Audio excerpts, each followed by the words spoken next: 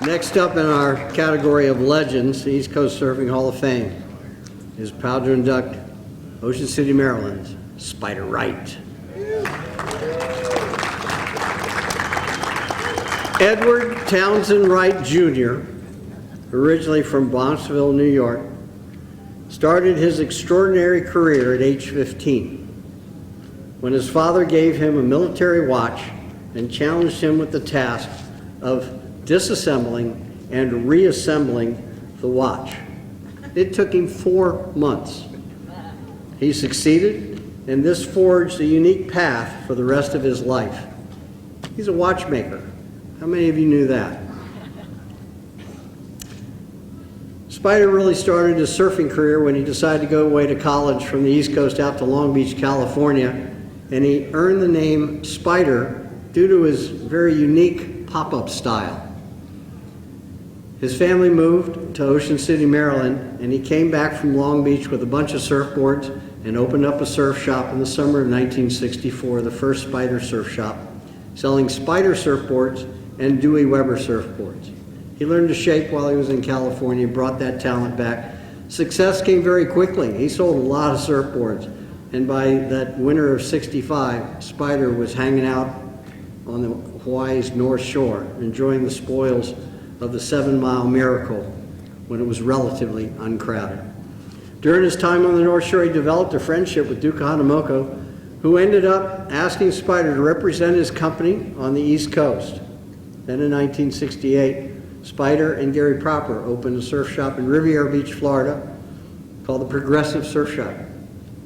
From '70 to the '80s, Spyder opened even more surf shop. He was an industrious lad. Rehoboth, Delaware, Annapolis, Maryland, Washington, D.C., and Nantucket, Massachusetts. In 1979, Spyder won the Senior Men's East Coast Championships and finished 5th in 2 U.S. championships. And then from '79 to '82, he went on to the competition side of things, running the United States Surfing Federation as its competition director. He was also one of the early proponents of getting surfing into the Olympics. He was really early on that. Today he's still shaping. He maintains 2 retail locations in Nantucket and Palm Beach. And Spyder Wright has lived the surfing lifestyle for over a half-century now and continues to do so. The watchmaker, Spyder Wright. I am truly humbled by this award and truly stoked. I hate to read from a script here, but I have a few things I'd like to say. Unfortunately, I knocked out a tooth surfing back in October in Lesteig Island, so I have a temporary one in here. But Hunter said he would pick it up if it pops out. Okay. My connection with the ocean and riding waves goes way back to early childhood. My brother Michael and I had great ocean-loving parents. Consequently, our early years were spent near or at the beach and in the surf. Both of my parents were avid ocean swimmers and wave riding experts. At the early age of 3, I was being pushed into waves by my dad on a canvas mat that he had blown up so tight that there was a possibility of maybe standing on it. The stoke started very early on. We started going to Ocean City in the late 40s and early 50s. This was long before the Chesapeake Bay Bridge was built, and it was an all-day journey just to get there. But it was well worth it.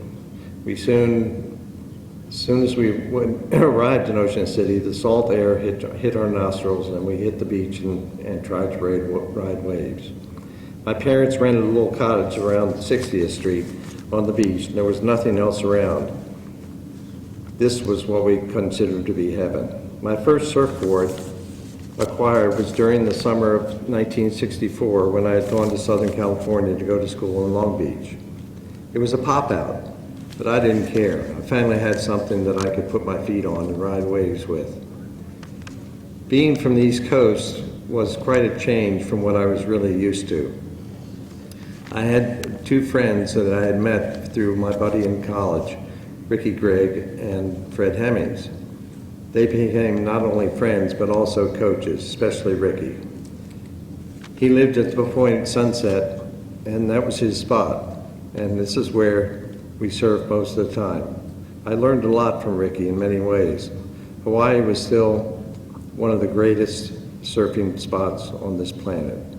Yet my roots, my heart, have always been here on the East Coast.